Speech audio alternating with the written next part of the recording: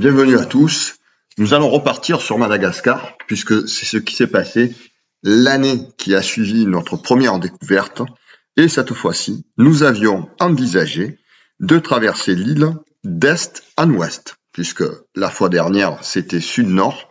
Et là on a changé, on s'est dit, ça fera une croix. Et donc je repars avec Marc, mais l'ambiance a changé, pas entre nous deux, mais l'ambiance générale. Il s'est passé quelque chose d'extraordinaire, qui est là-bas, à Madagascar, pas si extraordinaire que ça, puisque c'est quand même assez cyclique, à peu près tous les 10 ans. À la suite des élections, il y a eu, pas une tentative de coup d'État, mais on va dire que le président sortant n'est pas laissé sortir aisément. Alors, bien entendu aussi, vous savez, il y avait beaucoup de, comment on pourrait appeler ça, contestation quant aux délibérés et au dépouillement. Voilà. Donc la situation était conflictuelle. Ils étaient au bord de la guerre civile. Et vu de France, quand on essayait d'avoir quelques infos, faut savoir aussi que Internet n'était pas si développé que ça. C'était un microcosme, c'était un tout petit. Moi, je possédais déjà un ordinateur, mais à cette époque, on était très rare. Et puis bon, là, il n'y avait pas d'infos là-dessus. On pioche des nouvelles à droite à gauche, avec quelques malgaches qui vivent en France, etc. Mais chacun raconte la sienne et on part dans le parano, on part dans le n'importe quoi, comme beaucoup de choses quand les gens ne vivent pas la situation, et quand bien même il la vivrait, il y a des versions différentes, on peut s'en rendre compte dans l'actualité tous les jours.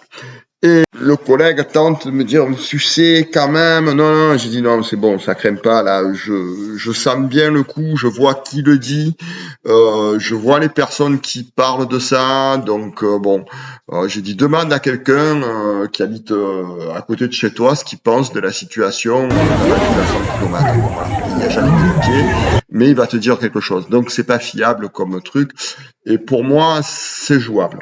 Et donc nous voilà partis. Et on passe d'abord par la Réunion, parce qu'on avait prévu de faire un trek, ce que l'on a fait, mais bon, c'est pas l'objet de la vidéo, trek engagé, puisque la Réunion, c'est le plus gros dénivelé de la France, tout territoire compris. Et c'est quelque chose quand même qui est assez robuste, puisque les parcours se font autant dans les Alpes, vous avez du dénivelé, mais il n'y a pas, même dans les Pyrénées, mais il n'y a pas cette chaleur. Pourtant, j'étais habitué aux montagnes corses aussi avec beaucoup de chaleur, mais là, bon, voilà, quand ça frappe, ça frappe. Et on s'est permis aussi le luxe de faire, je me suis permis, le collègue, malheureusement, s'était fait une entorse, de faire quelques canyons qui sont spectaculaires et que je conseille à tout le monde. Quelqu'un m'avait dit, mais pourquoi tu as arrêté de faire les canyons? Ben, j'ai dit, parce qu'après, au bout de 5-6 heures, on se gêne. Et la femme qui était avec moi me dit, quand même, ici, l'eau est chaude, ça. Mais bon, ça a duré 8 heures, et à partir de la 6e heure, elle a dit, ah ben oui, je commence à comprendre. Ouais, effectivement. Et puis après, c'est moi qui me suis fait une entorse. Mais alors, on a continué, on avait fait de l'ULM, et ça avait été assez fabuleux. Bon, je referme la parenthèse de la Réunion, on s'envole pour Tana. Et là, on est de suite dans l'ambiance. Quand l'avion atterrit, déjà, on n'est pas nombreux dans l'avion. Quand j'avais des cousins qui vivaient à la Réunion, à cette époque-là, on était passé les voir, et ils m'avaient déconseillé d'y aller parce que ils avaient entendu que, etc., etc. Bon. J'ai dit oui, d'accord, mais bon, voilà, nous avons poursuivi notre idée. Et arrivé à Tana, on débarque entre une haie de parachutistes. Oui, c'était une quarantaine, 20 et 20 de chaque côté. Voilà, c'était le comité d'accueil. Donc l'ambiance était donnée, et ils n'avaient pas envie de sourire.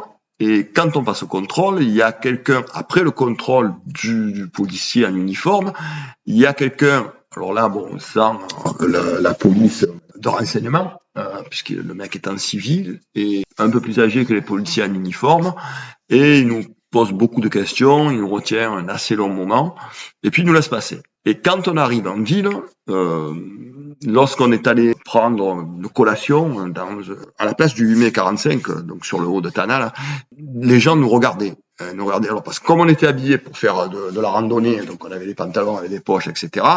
Et tout le monde, on entendait à voix basse, ce sont des mercenaires. Bon, c'était la grosse rumeur, puisque était soupçonné le nouveau président de faire appel à des mercenaires étrangers pour assurer sa sécurité. Voilà. Et donc ils avaient qu'une citrouille, c'est que, qu'il en débarque d'autres. Bon, la situation était très confuse. Nous, on demande à l'hôtel s'ils connaissaient quelqu'un qui pouvait nous conduire jusqu'à Manakar, parce qu'on voulait gagner du temps, parce que dans le séjour, qui était beaucoup plus court pour Marc, c'était compliqué de faire toute cette traversée. Et on s'est dit, si on arrive à sauter l'étape en Sirabé, Fianarantsoa, on peut gagner 1 ou 2 jours, ça serait pas mal. Et alors on demande si quelqu'un peut nous amener jusqu'à Manakar. Et là, le réceptionniste, ça c'est la magie de Mada, c'est-à-dire que les trucs comme ça, vous arrivez à Paris, vous demandez machin, etc., un truc comme pour aller en Italie, quoi, parce que faut avoir à peu près les distances en tête. Au pied levé, le mec il va vous dire non, c'est pas possible. Et là, oui, il nous dégote quelqu'un, la personne se présente, on négocie, et puis voilà, on tombe d'accord sur un prix.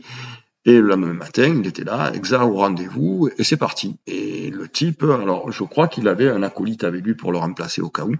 Et on file, alors là, c'est pas le taxi brousse, on avance, on galope, on arrive à Sirabé en 2 coups de cuir à peau, il y a 170 km à peu près.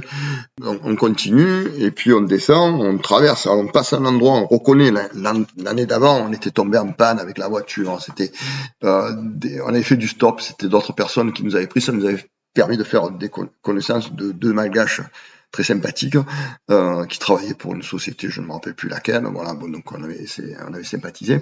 Et là, on roule, aucun incident. La voiture, je me rappelle plus ce que c'était, mais je pense un tout-terrain. Et le type, il bifurque avant d'arriver à Fianarantsoa. Il y a un embranchement qui s'en va en plein est. Et à partir de là, la route à cette époque n'était pas goudronnée. Elle a été goudronnée, il me semble, à partir de 2010. Et c'était une piste. Et on se retrouve directement dans des petits villages, là, dans le bain. On s'arrête pour acheter 2-3 bricoles. Et puis la route descend dans une forêt majestueuse. On dirait les forêts des dessins, des livres de géographie dans l'Afrique profonde. C'est des arbres, ils doivent avoir 30-40 mètres de haut, ça obscurcit complètement le ciel. C'est difficilement descriptible comme ça, il faut l'avoir vécu. C'est un peu comme quelqu'un qui n'a pas vu la mer, on lui dit voilà, la mer c'est comme ça, mais c'est compliqué à expliquer. Et cette route, alors je me dis, celle-là, alors ça serait super de la faire en VTT. Donc j'avais prévu de faire ça une année d'après, mais bon, après quand ça a été goudronné, j'ai abandonné le projet. Mais enfin, j'aurais peut-être pu le faire si j'avais trouvé un partenaire, parce que partir seul là, c'était un peu aléatoire. Et on continue, on descend, la nuit tombe, et il va se passer un épisode où nous avons eu énormément de chance. C'est-à-dire que le conducteur n'a pas vu le barrage de police. Alors, j'ai cette chance, c'est d'avoir une bonne vision nocturne, de jour et de nuit aussi. Et je voyais cette barrière, et pour moi, il l'avait déjà vu. Et non, il l'avait pas vu. Et quand il l'a vu, c'était un peu trop tard, parce qu'il roulait très fort, et je me suis jeté avec les deux simultanément, sans parler ou quoi que ce soit avec Marc, parce que là j'étais passé devant, Marc était derrière, et sans se concerter, on s'est jeté, enfin moi devant c'est plus compliqué, mais enfin c'est baissé, parce qu'on a dit on va se prendre une rafale, parce qu'il y avait un flic devant ou un militaire. Le type s'est écarté sur le côté, et le chauffeur a percuté la barrière, qui a pivoté, comme un tourniquet, quoi, en quelque sorte. Et je pense qu'il avait dû un peu s'endormir, je sais pas. Bon, il a freiné et ça a pas tiré. Sinon, on peut essayer de dire, on va prendre des brûlures. Et non, le type, je sais pas, le policier, franchement, son sang-froid a été exceptionnel.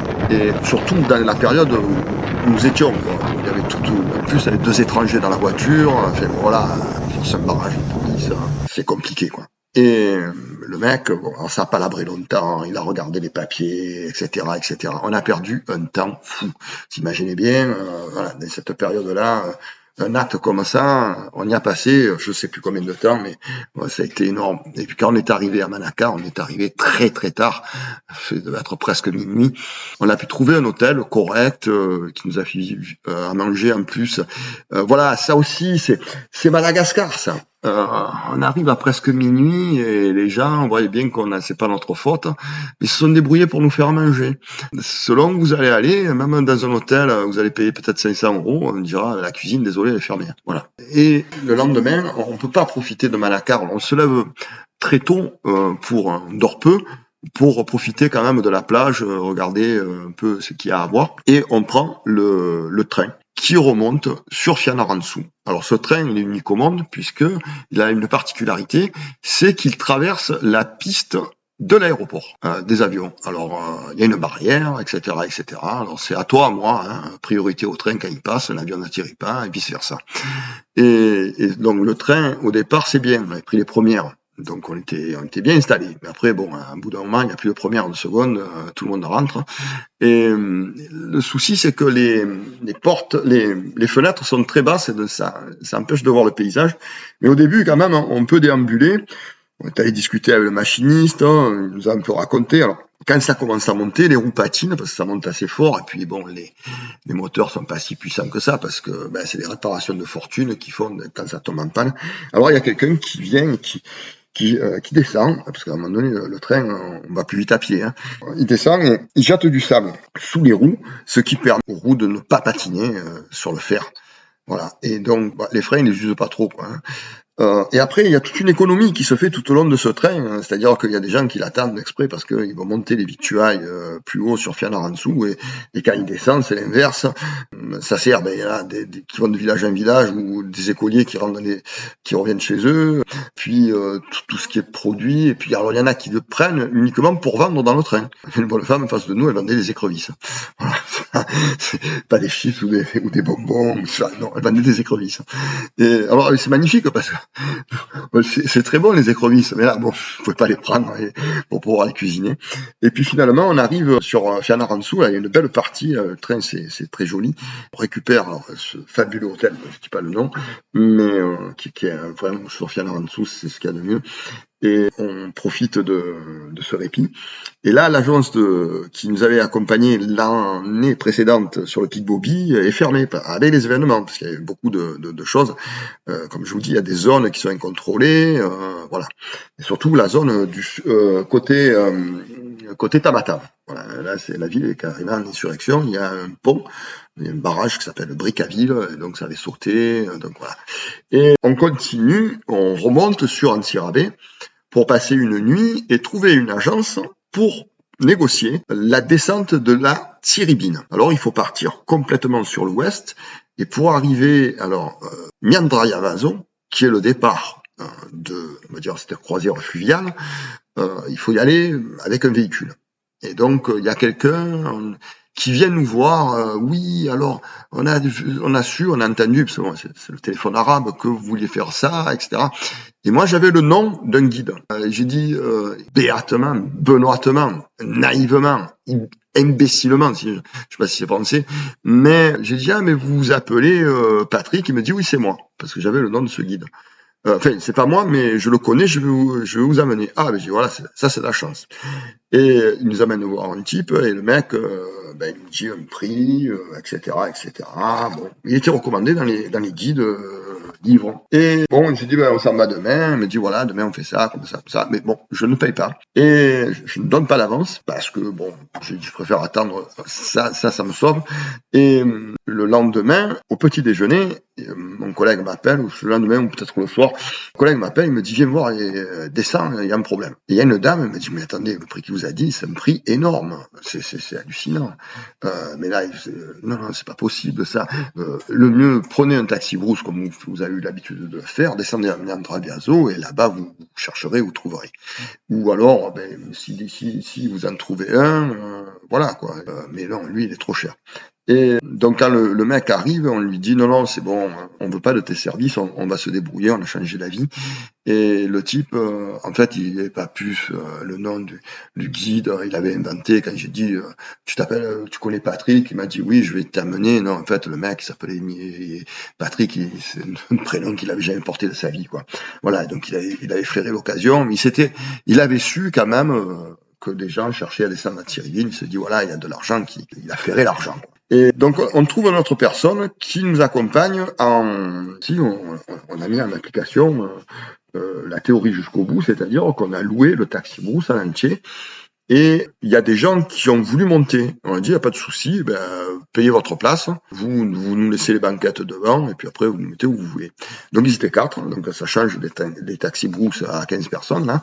Et donc, bon, ils ont payé leur place, nous, on a payé le reste, hein, voilà. Donc, ça a été génial. Bon, on a pris un orage monumental, mais bon, je crois que dans cette région, dans cette zone-là, un petit peu après Antsirabe, là, c'est assez souvent, quoi. Mais on craignait un peu les éclairs, alors ça les faisait rire, ils croyaient qu'on avait peur du tonnerre. J'expliquais que le tonnerre, c'était pas dangereux, mais en fait, les éclairs, oui. Bien que les véhicules fassent cage de Faraday, mais enfin, bon, on ne préfère pas trop le tester. Et puis, on arrive sur Miandria-Vaso, et la personne dit oui, alors bon, il faut que j'aille acheter à manger, etc., etc. Et puis bon, finalement, il n'arrive pas vraiment à trouver tout ce qu'il faut, mais il nous met en cheville avec, ou je sais pas comment ça s'est passé, ou si c'est nous qui l'avons rencontré.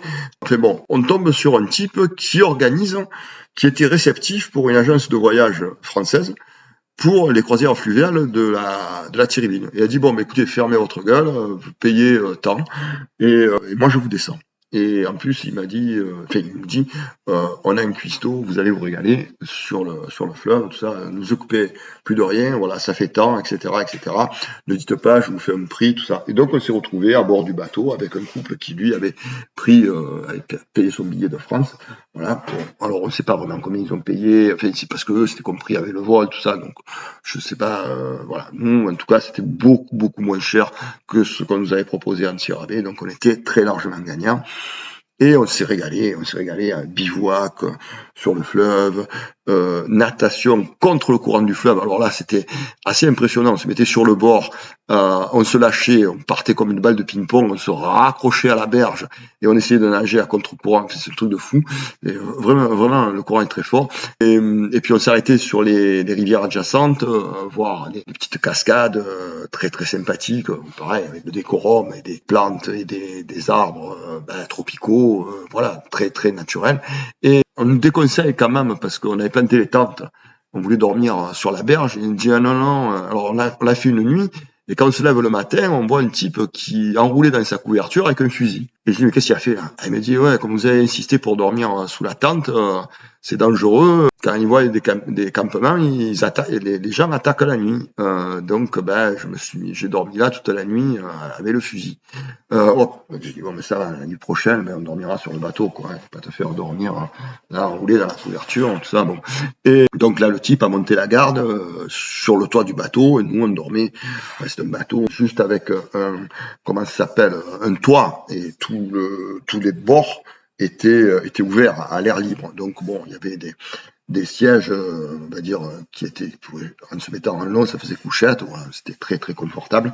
Et bon, c'est pas le lit comme à la maison, mais enfin bon, par rapport à dormir sous la tente ou sur le sol, en bivouac, c'est du luxe. Et on se régalait parce que bon, la nourriture était extraordinaire et en plus nous étions pas malades, ça aussi c'est un gros point positif. Et on finit ce parcours enchanté, on se retrouve à bord d'un 4x4 qui était prévu par l'organisation des gens. On arrive donc à un village de pêcheurs qui s'appelle Bello-sur-Mer et on s'en va, on file sur Morondave. Et à Morondave, je parle sans notes, hein, ça pourra se voir parce que des fois je cherche des trucs.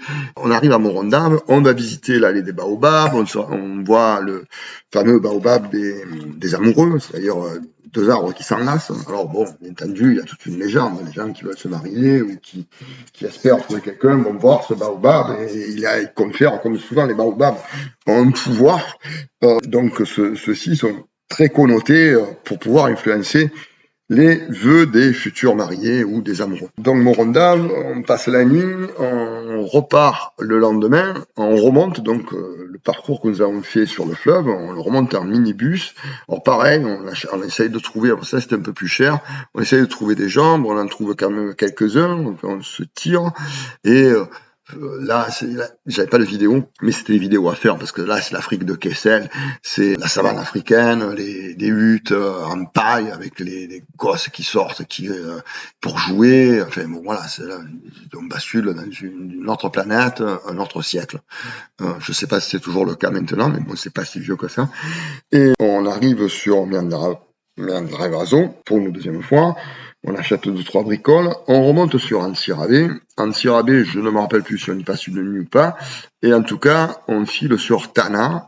Et là, Marc retourne en France et moi, je m'en vais, je prends le vol du petit matin. Alors, il y a plein de petits trucs qui n'ont pas changé, donc je me retrouve un peu, pas comme à la maison, mais en disant, tiens, il y a des fois, il y a des choses avec une certaine saveur quand on recommence un voyage. Il y a une petite combine, des petits trucs où on gagne du temps et on apprécie. Et donc l'aéroport, le café, je me rappelle au petit matin, il y avait toujours au même endroit, et qui était très bon d'ailleurs, pas cher du tout. Et je m'en vais sur Diego, on arrive le matin, alors là, ça bouge. Un vent de fou furieux, c'était l'époque, c'était décembre. Et je vois, alors à côté de moi, la bonne femme avait glissé sous la ceinture de sécurité, elle était à genoux, et elle priait. Elle priait et je voyais les hôtesses qui faisaient pareil et qui pleuraient. Voilà. Donc pour vous dire, ça tabassait, mais sévère. Truc, les racks pour les affaires qui s'ouvraient. Enfin bon, finalement le type, mais quand je dis ça balançait. C'est-à-dire vous partez gauche, droite et vous sentez que l'avion, bon, mais il n'y a plus tellement de maîtrise. Et donc, ben, mec, il faut quand même qu'il se pose parce que là, voilà. Donc il a réussi à se poser, il a bénéficié, il est passé entre deux coups de vent, quoi. Et là, bon, on est arrivé sain et sauf. Ça a été une délivrance. Bon, Diego, rien n'avait changé. Si, il y avait un nouveau nouveau restaurant qui allait défrayer un peu la chronique sur la rue Colbert. Et je passe 2-3 jours sur Diego, et puis je m'enfuis. Enfin, je m'enfuis pas, non, je m'en vais. Si je m'enfuis parce que c'était le matin, c'est très tôt le départ, à côté de l'ancienne boulangerie amicale, pour ceux qui connaissent, qui avant était place de l'Indépendance. Et toujours pareil, là, on partait 6 heures du matin, et à midi, on arrivait pour prendre la coque, c'est-à-dire un bateau qui traversait. Alors, quand je parle comme ça, là, les gens qui y sont maintenant, ils doivent dire, mais il hallucine, lui, parce que maintenant, il faut presque 24 heures en plus le pont qui a été arraché avec la tempête.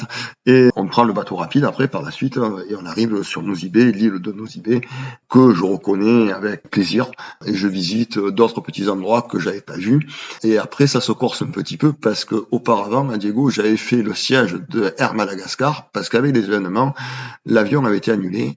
Et donc j'attendais l'ouverture du bureau, il faisait 42 degrés, finalement on n'a pas pu me renseigner, et puis j'avais dû racheter un autre billet, et j'étais parti de Nosy-Be. Alors l'aéroport de Nosy-Be portait les stigmates de la, on va dire, simili-guerre civile qu'il y avait eu, puisque il y avait des traces de rafales de mitrailleuses à l'intérieur de la salle d'attente. Il faut savoir qu'à Nosy-Be aussi, il y avait pas mal de locaux et on va dire, de résidents et d'expatriés français qui s'étaient fait attacher, quasiment torturés, pour dire où ils avaient l'argent. Voilà, c'était une guerre civile, c'est-à-dire que chacun fait sa police, c'est-à-dire que dans les quartiers, ils font des barrages, et puis quand vous voulez passer, ben, ils demandent de l'argent. Le voisin qui est pas content parce qu'il connaît quelqu'un qui a couché avec sa femme, ben, il va le buter. Enfin voilà, chacun fait son truc. Il y a des militaires qui arrivent, ils disent tiens, toi, tu as une belle voiture, tu vas me la donner. Voilà, c'est comme ça que ça se passe. Donc, petite parenthèse pour les gens qui poussent à la guerre, parce que qui l'ont pas vécu, c'est plus compliqué que ce qu'on pense. Et c'est pas vraiment comme à la télé. Voilà. Sur ce, j'ai quand même passé un super voyage et je suis très content. J'ai été très content de pas écouter les Cassandres qui disaient, parce qu'à chaque ville, ça a été. Bon, attention, Cassandre avait raison, hein. Elle avait raison dans la mythologie grecque, pas dans la mythologie, dans l'histoire. Et chaque ville nous disait, attention, la ville d'après, c'est l'insurrection, on ne sait pas ce qui se passe, c'est la folie. Non, en fait, quand on arrivait dans la ville, ils nous disaient, mais d'où vous venez? Ben, on vient de là-bas. Ah bon, mais là-bas, mais alors on nous dit que, bon, voilà. En fait, non. C'était relativement calme. Les événements avaient eu lieu un petit peu auparavant, avant notre venue. On a bénéficié d'une période d'accalmie. Voilà, donc ce séjour, nous avons été enchantés. Là, je ne ferai pas de conseils pratiques. Il faut, pour les conseils pratiques, se reporter au premier numéro. Voilà, merci de votre écoute.